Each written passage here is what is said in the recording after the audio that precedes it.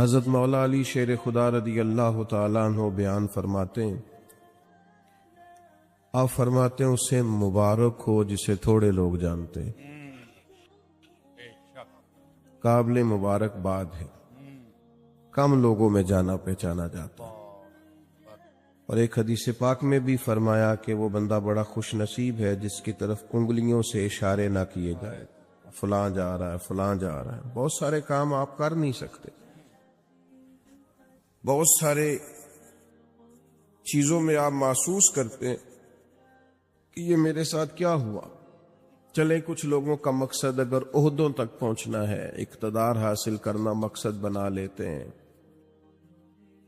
تو جتنے مجبور ہم نے عہدوں پر بیٹھے لوگ دیکھے ہیں، اتنا شاہد ہی کوئی مجبور ہو۔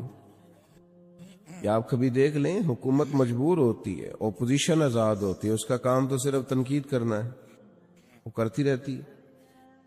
لیکن جو لوگ کسی عہدے پر بیٹھے ہوتے ہیں، لوگ بول دیتے ہیں اس کو یہ کر دینا چاہیے، اس کو وہ کرنا چاہیے، کچھ باتیں درست بھی ہوں گی لیکن اتنا آسان تھوڑی ہوتا ہے۔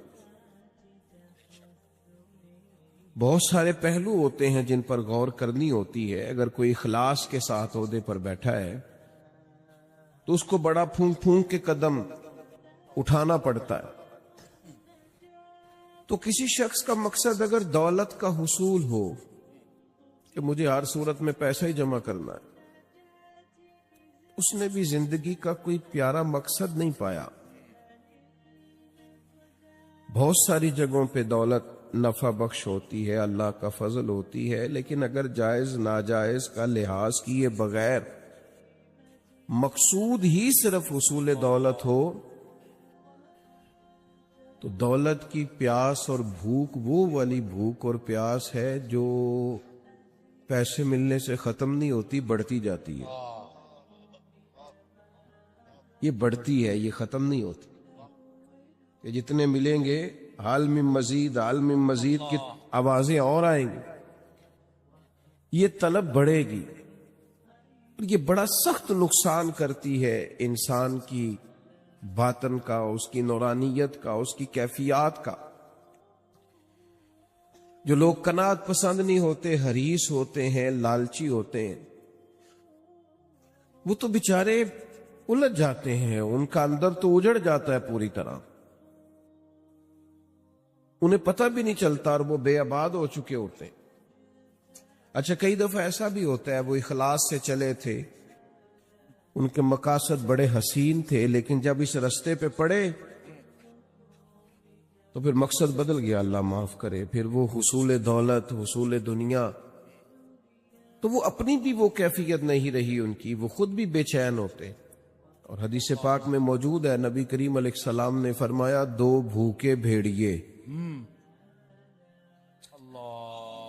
بھیڑیا ویسے ہی بڑا خطرناک ہوتا ہے، اور اگر اوپر سے بھوکا ہو تو بھیڑیا ویسے ہی خطرناک ہے، اور اگر بھوکا بھی ہو تو کریم فرماتے ہیں دو بھوکے بھیڑیے بکریوں کے ریوڑ میں کھلے چھوڑ دیے جائیں، کوئی روک ٹوک کرنے والا نہ ہو۔ فرمایا وہ دو بھوکے بھیڑیے بکریوں کے ریوڑ کا اتنا نقصان نہیں کرتے جتنی دولت اور شہرت کی محبت انسان کے دل کا نقصان کرتی۔ وہ اندر سے پورے طور پہ اجڑ جاتا ہے، اس کا باطن پورے طور پر تباہ ہو جاتا ہے، اسے پتہ ہی نہیں ہوتا۔ بہترین اور صاف ستھرے لباس کے پیچھے اس کی روح بے آباد ہو جاتی، کچھ بھی پاس نہیں ہوتا، ایک مشینی سی زندگی، آ رہا ہے جا رہا ہے، بیٹھا ہے بول رہا ہے، گفتگو کر رہا ہے، کاروبار کر رہا ہے، اس ملک میں ہے دوسرے ملک میں ہے، 3-4 فون رکھے ہوئے، کسی کو کوئی بات بتا رہا ہے، کسی کو کوئی، صبح اور شام تک اسے یاد ہی نہیں رہتا صبح میں نے کیا کہا تھا، کیونکہ زندگی مشینی بن گئی ہے نا، الجھ سا گیا۔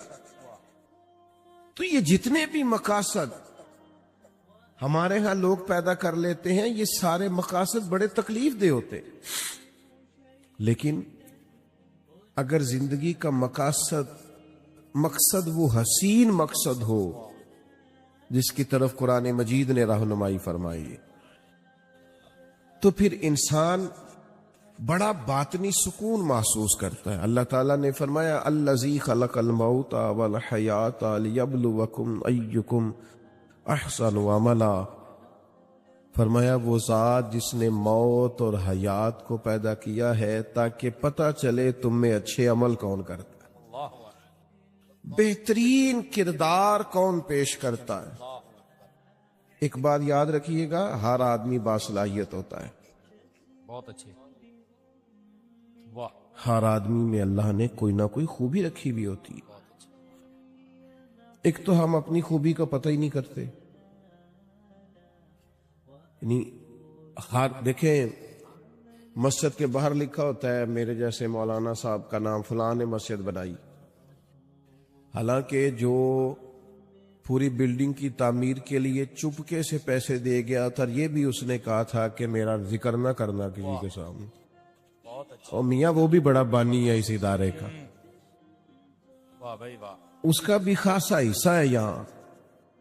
تو اگر کسی شخص کو یہ صلاحیت ملی ہے کہ وہ خرچ کر سکتا ہے, اور کسی کو یہ صلاحیت ملی ہے کہ وہ آپ کو بہترین رائے دے سکتا ہے, اچھا مشورہ دیتا ہے, اس کے پاس یہ صلاحیت ہے کہ وہ باریک بینی سے سوچ سکتا ہے کسی شعبے میں, اور آپ کے ساتھ وہ اس طرح کی معاونت کرتا ہے, تو یہ بہت بڑی صلاحیت ہے. لوگوں میں صلاحیت ہوتی ہے, لیکن ہم کیا کرتے ہیں, پہلے تو صلاحیت کو تلاش ہی نہیں کرتے, ساری زندگی کہتے رہتے ہیں اسی تو ماڑے بندے ہیں, کاری کچھ نہیں سکتے, میں تو غریب آدمی ہوں, کاری کچھ نہیں سکتا.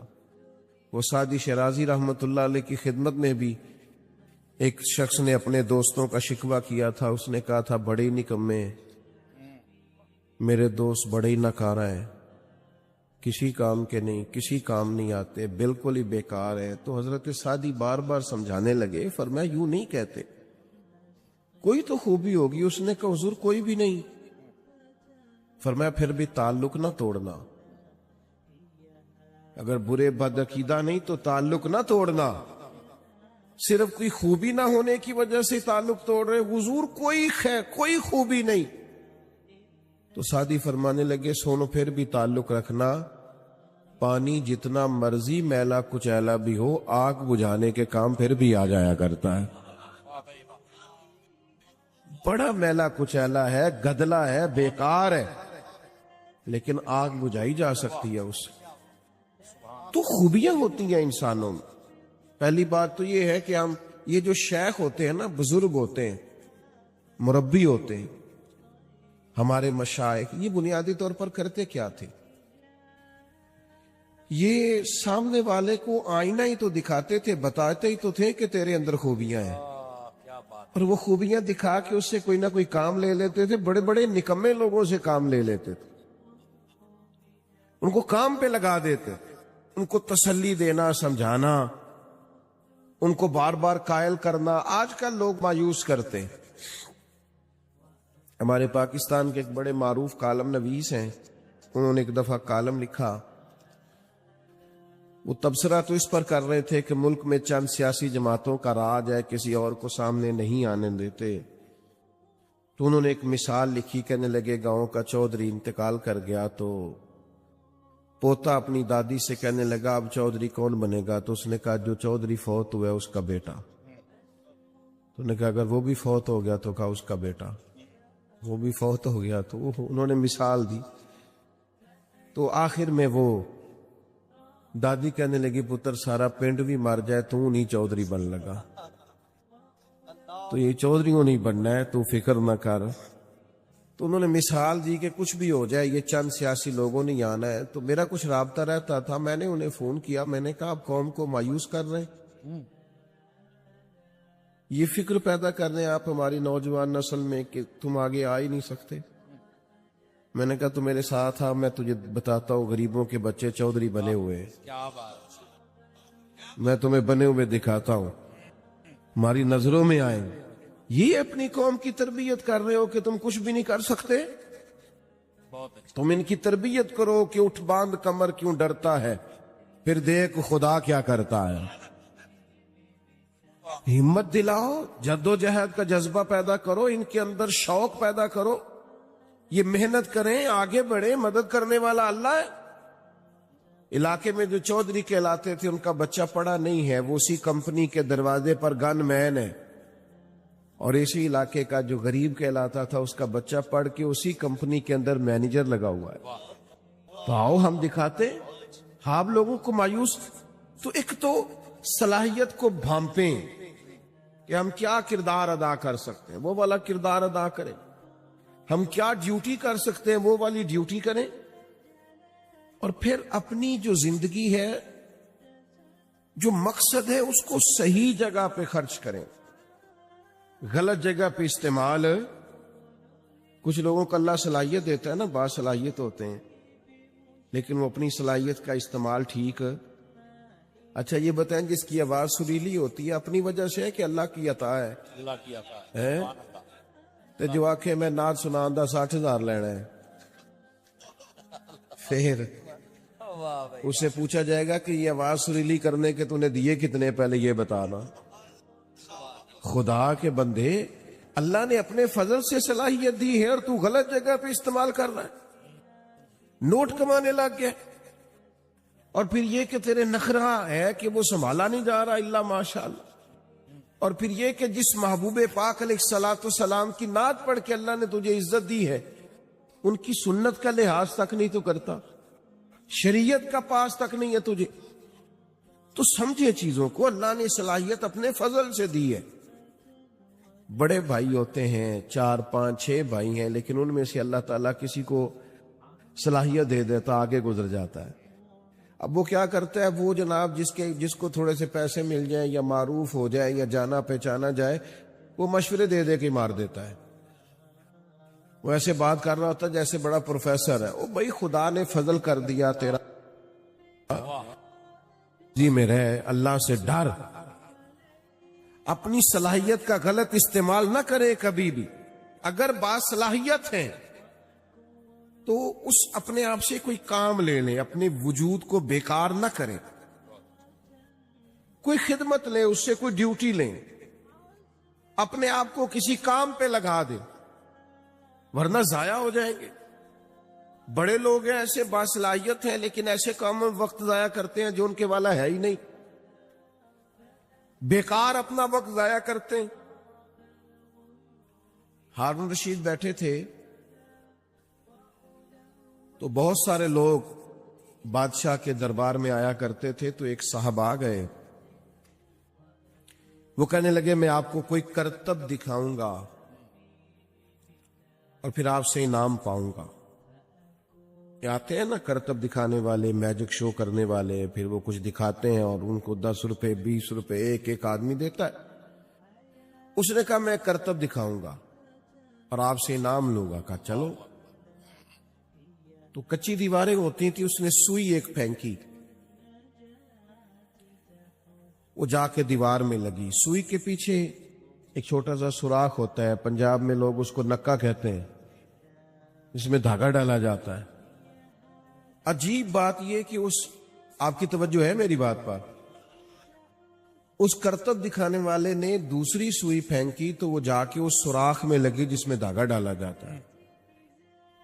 وہ تیسری پھینکی تو وہ دوسری کے سوراخ میں جا کے، اتنا مضبوط نشانہ۔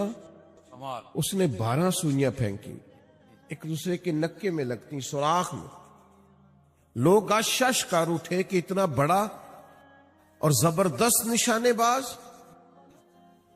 اب جب وہ 12 سوئیاں مکمل ہوئی تو ظاہر ہے جو اس زمانے میں طریقہ تھا، لوگ واہ واہ بھی کرنے لگے، کسی نے 10 روپے دیے، کسی نے 100 روپیہ، کسی نے 50 روپے۔ اب اس کی نظر یہ تھی کہ چونکہ میں نے بہت بڑا کمال دکھایا ہے تو بادشاہ مجھے زیادہ پیسے دے گا۔ جب سب تھک گئے دے کے تب اس کی نظر بادشاہ پہ تھی، تو ہارون رشید گردن جھکائے بیٹھے ہیں، دیکھا سناٹا چھا گیا ہے تو سر اٹھایا، کہنے لگے اس کرتب دکھانے والے کو پکڑو اور باہر لے جاؤ، ستون سے باندھ اور اسے 70 کوڑے مارو۔ وہ کہنے لگا بادشاہ میری غلطی، میں نے تو کمال دکھایا ہے اور یہ کمال لوگ آن کر کے دکھایا کرتے ہیں اور آپ سے انعام پاتے ہیں، تو آپ یہ ہے کہ مجھے کوڑے لگوا رہے۔ تو بادشاہ سلامت کہنے لگے کوڑے اس لیے لگوا رہا ہوں کہ اللہ تعالیٰ نے اتنا بہترین نشانہ دیا، تو مداری بن گیا، تیری سزا بنتی ہے۔ اس نے کہا حضور پھر کیا کروں؟ فرمایا میں تجھے فوج میں بھرتی کرتا ہوں، یہ جو نشانے کا اللہ نے کمال دیا ہے یہ کافر پہ لگا تھا کہ دین کے جھنڈے کو اللہ سر بلندی عطا کر، سبحان اللہ، یہ کافر پہ لگا، اپنی صلاحیت کو ضائع کر رہا ہے، بیکار کر رہا ہے۔ بہت اچھا۔ اللہ تعالیٰ نے قرآن مجید کے اندر یہ ارشاد فرمایا ہے کہ النبی اولا بالمؤمنین من انفسہم، فرمایا نبی کریم صلی اللہ تعالی علیہ وسلم مومنوں سے ان کی جانوں سے بھی زیادہ قریب ہے۔ تو اس کو بند کر دیں، یہ اس کی لائٹ بند کر دیں، اللہ آپ کو یہ چھوڑ دیں، سارے آپ چلانے، یہ مائک چل جائے اتنا کافی ہے، باقی سب چھوڑ دیں، بات سنیں۔ میں نے عرض کیا ٹائم بہت کم رہ گیا۔ عزیز دوستو، ہمارا نا کائنات میں سب سے گہرا اور مضبوط رشتہ اللہ رسول کے ساتھ۔ دنیا کے اندر بہت سارے رشتے حساس ہوتے، ان کی حساسیت کا انکار نہیں کیا جا سکتا، پر جتنی حساسیت نبی پاک علیہ السلام کے رشتے میں پائی جاتی ہے نا، یعنی ہماری جانوں سے بھی ہمارے زیادہ مالک مدینے والے محبوب ہیں۔ یاد رکھیے گا کہ جب یہ رشتہ اتنا نازک ہے تو پھر اس تعلق کے لیے امتی کا بھی کام یہ ہے کہ وہ اس نزاکت کو ذرا گہری نظر سے سمجھے۔ حضور سید عالم علیہ السلام پر ایمان لانے کا معاملہ ہو تو حساس ہونا چاہیے۔ حضور کی ہر بات، بیٹا موبائل چھوڑ دو، بات مانتے، آپ اتنے پیارے ماشاءاللہ، آپ جب موبائل اونچا کرتے ہیں تو پچھلوں کو نظر نہیں آتا، وہ بیچارے پھر دقت محسوس کرتے۔ اللہ تعالیٰ آپ سب کو سلامت رکھے۔ نبی پاک صلی اللہ تعالی علیہ وسلم کی بات ماننے کے معاملے میں بھی صحابہ بڑے حساس تھے۔ بہت سارے لوگ ہمیں بہت سارے کام کہتے ہیں، بہت ساری نصیحتیں بعض اوقات ہمیں سننے کو ملتی ہیں، لیکن رسول کریم صلی اللہ تعالی علیہ وسلم جب اپنے غلاموں کو کوئی بات ارشاد کرتے، حضور جب کچھ بیان کرتے اور غلاموں سے جب سرکار کسی بات کا تقاضا کرتے تو وہ اس کی حساسیت کو سمجھتے تھے۔ حضرت حکیم بن حزام رضی اللہ تعالی عنہ بیان فرماتے کہ نبی کریم صلی اللہ تعالی علیہ وسلم نے ہم سے عہد لیا تھا کہ ہم کسی دنیا دار کے آگے ہاتھ نہیں پھیلائیں گے، اپنا رجوع ہمیشہ اللہ رسول کی جانب رکھیں گے، دنیا داروں سے، مالداروں سے، سیٹھوں سے، نوابوں سے ہم کبھی ہاتھ پھیلا کے مانگیں گے نہیں۔ وعدہ ہو گیا، بیعت ہو گئی اس بات پر۔ فرماتے پھر ہمارا حال یہ تھا کہ اگر کوئی شخص گھوڑے یا اونٹ پر بیٹھا ہے اور اس کے ہاتھ سے درہ گر گیا ہے اور قریب اس کا غلام بھی کھڑا ہے تو اپنے غلام سے نہیں کہا کرتا تھا کہ درہ مجھے پکڑا دو، وہ خود گھوڑے سے نیچے اترتا تھا، خود اونٹ سے نیچے اترتا تھا، تو وہ درہ اٹھاتا تھا۔ جب سوال کیا جاتا کہ آقا میں قریب کھڑا تھا، میں غلام ہوں، مجھے آپ حکم کر دیتے، ارشاد کر دیتے، میں آپ کا درہ پکڑا دیتا، تو وہ کہتے کیسے تمہیں کہہ دیتے، ہم نے تو اپنے نبی پاک علیہ السلام سے وعدہ فرمایا ہے کبھی کسی دنیا دار سے سوال نہیں کریں گے۔ تو حضور کی بات ماننے کے معاملے میں حساس ہونا، آج کل نا مسلمان ہفتے جمعہ پڑھتے ہیں، ہفتے میں ایک دفعہ جمعہ ہوتا ہے، عید کی نماز ہوتی ہے، مختلف محافل ہوتی ہیں، تو بہت ساری احادیث سنتے، بہت سارے ارشادات ہمارے کانوں سے آ کر کے ہماری سماعتوں کو معطر کرتے. تو چونکہ بہت ساری باتیں ہم سنتے ہیں، تو وہ خاص حساسیت جو اس معاملے میں ہونی چاہیے کہ بندہ سمجھے بس مجھے حضور کا ارشاد پہنچ گیا، بس مجھے نبی پاک علیہ السلام کی بات آ گئی، بس حضور نے حکم دے دیا. یہ حساسیت بڑی ضروری ہے.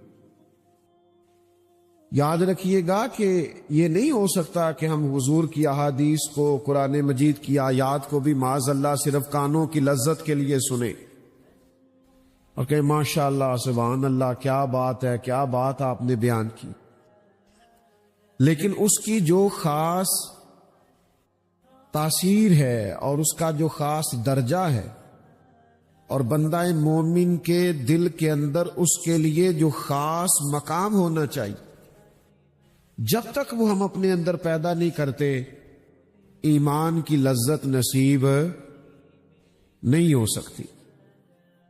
آپ دیکھیے،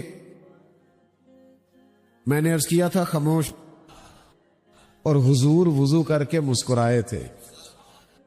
مجھے وجہ کر کے چونکہ رشتہ بڑا حساس ہے نا، یہاں معاملہ بڑا نازک ہے.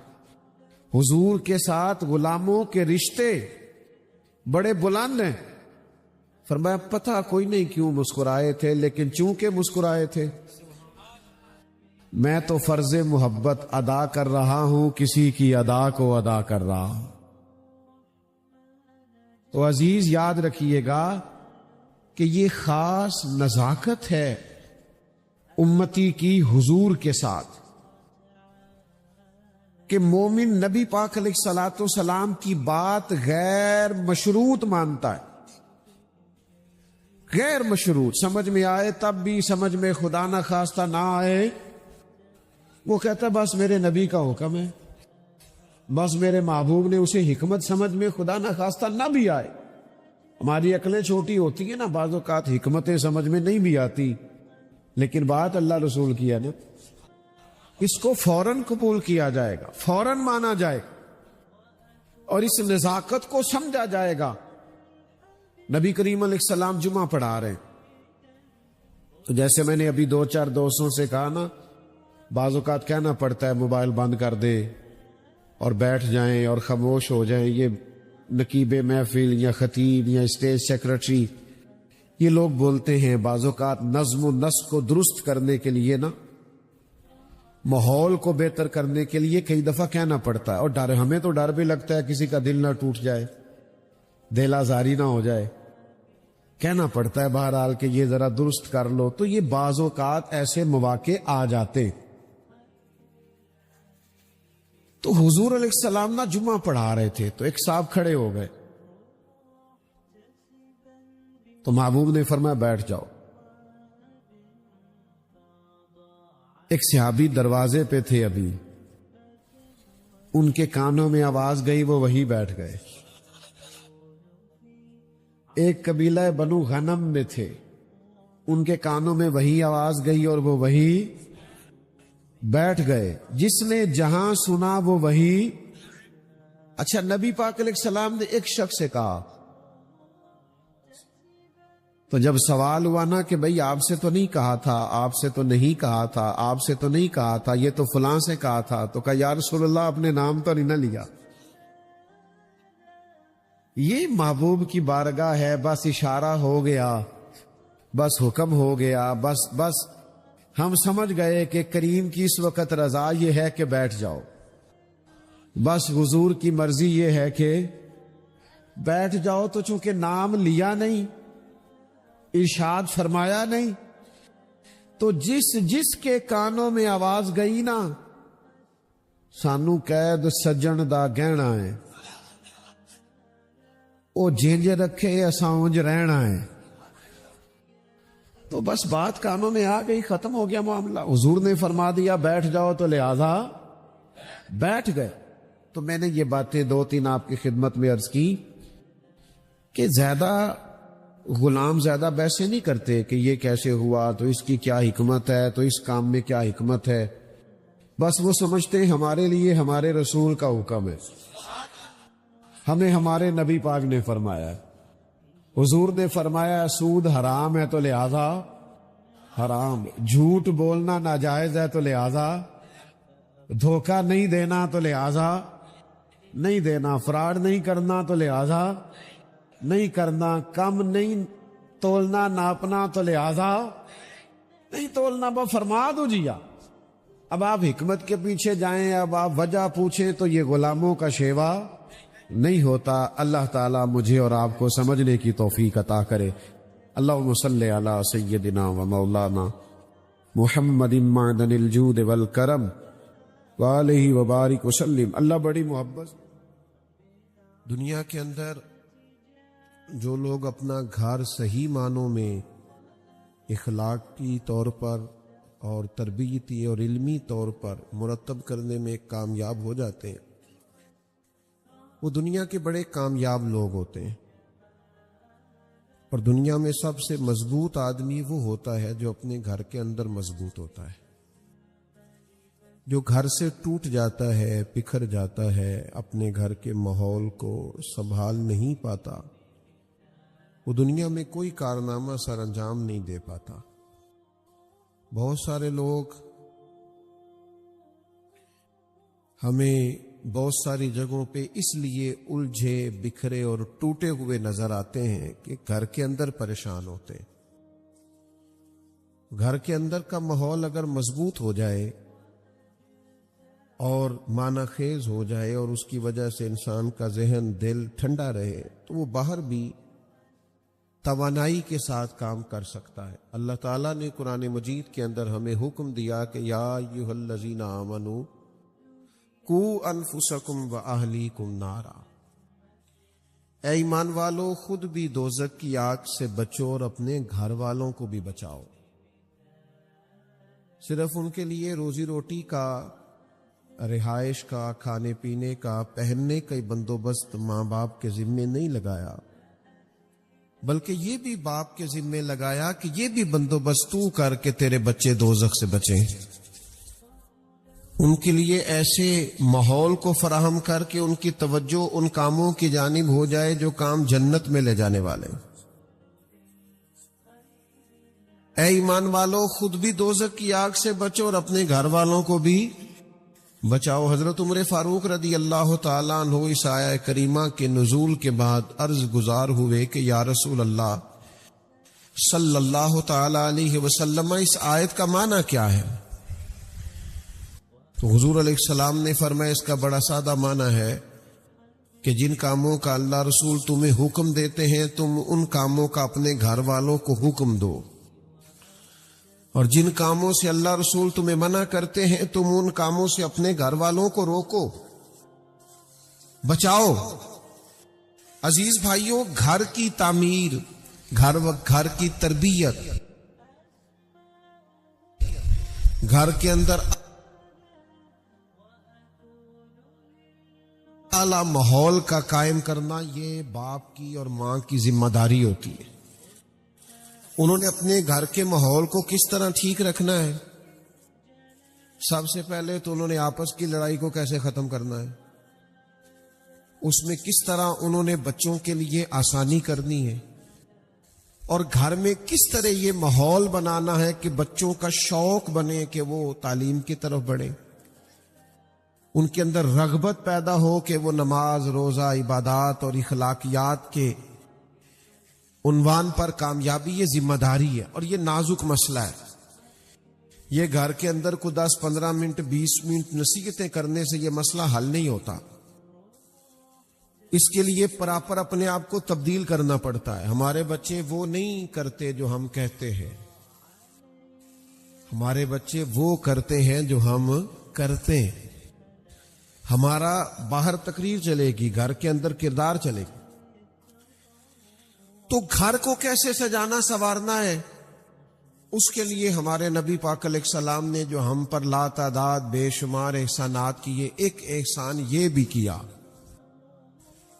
کہ محبوب نے فرمایا تمہارے لیے ضروری ہے کہ اپنے نبی کے گھر والوں سے پیار کرو. قُلْ لَا أَسْأَلُكُمْ عَلَيْهِ أَجْرًا إِلَّا الْمَوَدَّةَ فِي الْقُرْبَى. اے محبوب علیہ السلام، آپ اپنے غلاموں سے فرما دیں کہ میں تبلیغ دین پر تم سے کوئی اجر نہیں مانگتا، ہاں میرے قریبیوں سے پیار کرتے رہنا. یہ جو میرے قریبی ہیں، یہ جو میرا گھر ہے، ازواج پاک ہیں، چاروں شہزادیاں ہیں، بالخصوص مولا علی شیر خدا، سیدہ فاطمہ الزہرا، امام حسن، امام حسین، یہ جو لوگ ہیں ان سے پیار کرنا، عقیدت رکھنا. کیوں؟ کہ حضور علیہ السلام فرماتے ہیں میں 2 چیزیں تمہیں دے کر جا رہا ہوں. آپ زیادہ غور کریں گے میری بات پر. اللہ تعالیٰ آپ کو مہنگے مہنگے موبائل دے، ویڈیو بھی آپ ضرور بنائیں، منع نہیں کرتا، پر توجہ میری بات پر کریں، دیکھیں میری طرف، تاکہ میں نے تھوڑی سی باتیں کرنی ہے، جلدی بات ختم کرنے کا عادی ہوں. حضور فرماتے ہیں میں 2 چیزیں تمہیں دے کے جا رہا ہوں، انہیں تھام کے رہنا، گمراہی تمہارے پاس نہیں آئے گی. باتوں کو گہرائی سے سمجھا کریں، یہ 2 چیزیں جو پکڑ لے گا گمراہ نہیں ہوگا. یا رسول اللہ صلی اللہ تعالی علیہ وسلم کرم فرمائیں. حضور فرمانے لگے کہ اللہ کی کتاب قرآن تمہیں دے کے جا رہا ہوں، اور دوسرا اپنا خاندان تمہیں دے کے جا رہا ہوں. میرے خاندان کی طرف دیکھنا، کردار و عمل دیکھنا، صبح شامیں دیکھنا. اگر ہم نبی پاک علیہ الصلوۃ والسلام کی جو آئلی اور ذاتی اور گھریلو زندگی ہے اس پر کبھی غور کریں تو نبی پاک علیہ السلام نے اپنا گھر کیسے سجایا سوارا اور ہمیں کیا تلقین ارشاد فرمائی، یہ قابل غور پہلو. اور میں پھر وہی بات دہراؤں گا کہ گھر سے مضبوط ہو گئے تو باہر بھی بڑے مضبوط ہو جائیں گے. لیکن اپنے پودے خشک رہیں اور ادھر ادھر انسان باغبانی کرتا پھرے تو اسے کہا جائے گا یار تیرے اپنے پودے تو خشک ہو گئے ہیں اور تو دوسروں کو مشورہ دے رہا ہے کہ فلاں کام کرو گے تو پھل زیادہ آئے گا. تو اپنے گھر کے اندر بھی تو بہت ساری توجہ دے، اس پر بھی تو غور کر. اللہ کے پیارے رسول صلی اللہ تعالی علیہ وسلم کی مقدس زندگی میں آپ کو ملے گا کہ حضور اپنے گھر والوں کو وقت دیتے.